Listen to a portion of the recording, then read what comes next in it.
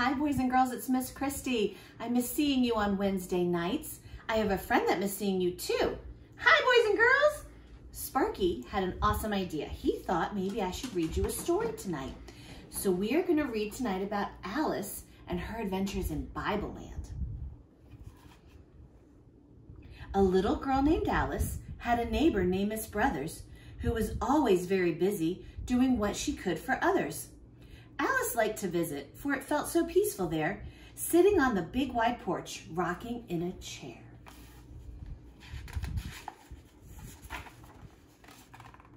She took her Bible storybook while visiting one day and chose to read of Jesus and a man who came his way. "How can I get to heaven?" was a question from the man. Jesus answered with a story of the Good Samaritan. As Alice read her story, the airmail bird stopped by. He brought this note to Alice and then flew off into the sky. Reading is the magic key to take you where you want to be. Her book became a magic screen. The screen grew tall and wide, and Alice walked on through the screen to Bible Land inside.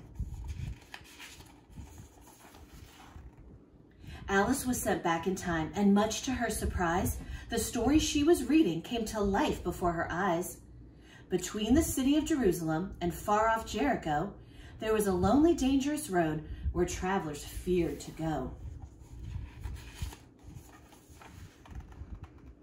A man was walking down this road. Nobody was around, when suddenly a band of thieves crept up without a sound.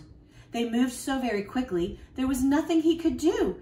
The thieves took everything he had, his clothes and money too. They hit him with a stick and left him there to die on that desolate and lonely road where few men traveled by. Later on, a priest came by. He spied the poor man there.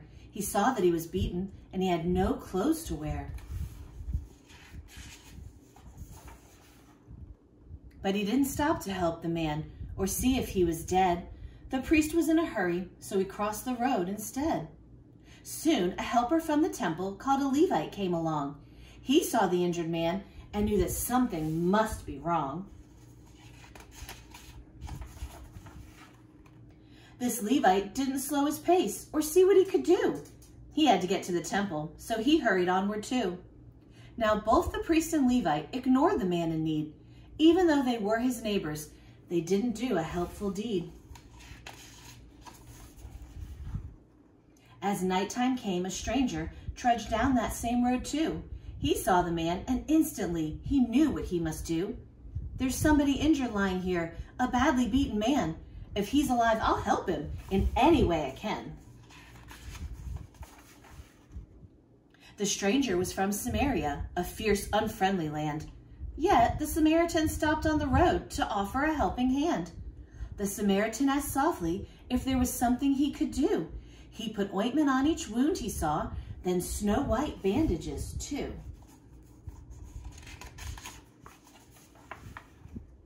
He helped him on his donkey and walked beside his injured load until he found a place to stop, an inn beside the road. All through the hours of the night, the Good Samaritan did everything that he could do to help the injured man. He called to the innkeeper early the next day and said, "I can stay no longer. I must be on my way.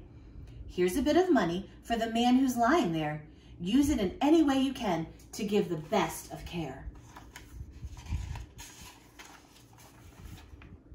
And if you need more money, spend what you must, and then I'll pay when I return to the inn once again." The time had come for Alice to leave that Bible scene, so she returned from Bible Land and came back through her screen. She left her neighbor's porch, she put her book away, and thought about the lessons learned in Bible Land today. From the story Jesus told of the Good Samaritan, we learn to give our very best to anyone we can.